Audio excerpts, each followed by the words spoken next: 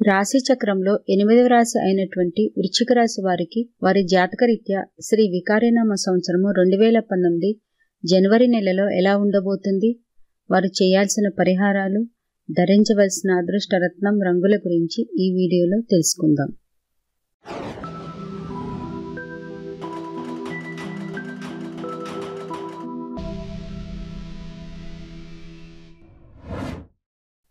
వృశ్చిక రాశికి అధిపతి కుజుడు.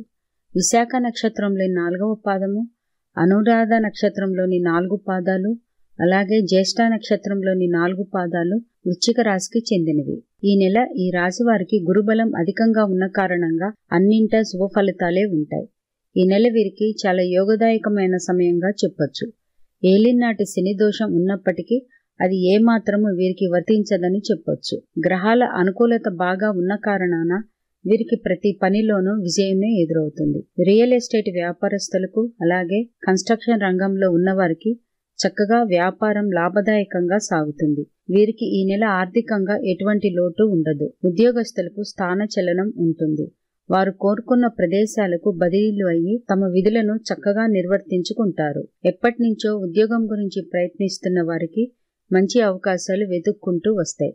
వచ్చిన అవకాశాలను అందిపుచ్చుకొని జీవితంలో ముందడుగు వేయండి. వ్యాపారస్తులకు వారి యొక్క వ్యాపార లావాదేవీల్లో వృద్ధిని చూస్తారు. లాభాలు బాగా వస్తాయి.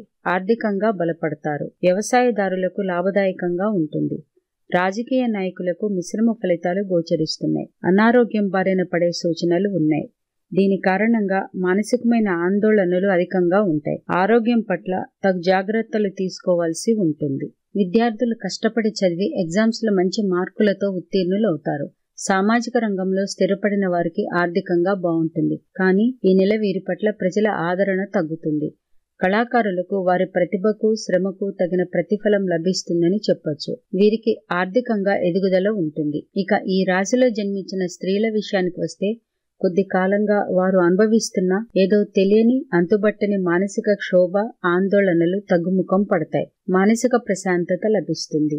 జీవితంలో నూతన ఉత్సాహంతో ముందడుగు వేస్తారు. చేపట్టిన పనులను పట్టుదలతో, శ్రద్ధతో విజయవంతంగా పూర్తి చేస్తారు. నూతన గృహ నిర్మాణ ప్రయత్నాలు మొదలు పెడతారు. అలాగే నూతన గృహోపకరణాలను సమకూర్చుకుంటారు. కుటుంబ సమేతంగా పుణ్యతీర్థాలను దర్శించుకుంటారు. గృహంలో శుభకార్యాలు జరుగుతాయి. పంచమ స్థానంలో సంచరిస్తున్న కుజదోష కారణంగా వీరి యొక్క పిల్లల ఆరోగ్యం విషయంలో కానివ్వండి, ఇతరత్రా కానివ్వండి, కొంతవరకు అశాంతి, అనారోగ్యము, చికాకులు తప్పవు. కుజదోషం నుండి ఉపశమనం పొందటానికి గాను మంగళ శనివారాలు ఓం గం గణపతియే నమః అంటూ విఘ్నేశ్వరుణ్ణి మనసారా స్మరించుకుంటే చాలు. అన్ని శుభ ఫలితాలే ఉంటాయి. అలాగే పిల్లల విషయంలో వారిని నిరంతరము కనిపెట్టుకొని ఉండండి. పిల్లల విషయంలో వారి ఆరోగ్యం పట్ల ఏమాత్రము అశ్రద్ధ తగదు. అలాగే ప్రతి ఉదయము సూర్య నమస్కారాలు తప్పనిసరిగా చేసుకోండి. దీనివలన అనారోగ్య సమస్యలు తొలగిపోయి మనస్సుకు శాంతి చేకూరుతుంది. ఈ రాశివారు ధరించవలసిన రత్నము పగడము, ఇంద్రనీలము. అలాగే వీరికి కలిసి వచ్చే రంగు వస్త్రములు లేత ఆకుపచ్చ రంగు వస్త్రములు. ఇలాంటి విషయాలను ఇంకా తెలుసుకోవాలనుకుంటే తెలుగు ట్యాబ్లెట్ ఛానల్ కి సబ్స్క్రైబ్ చేయడం మర్చిపోవద్దు.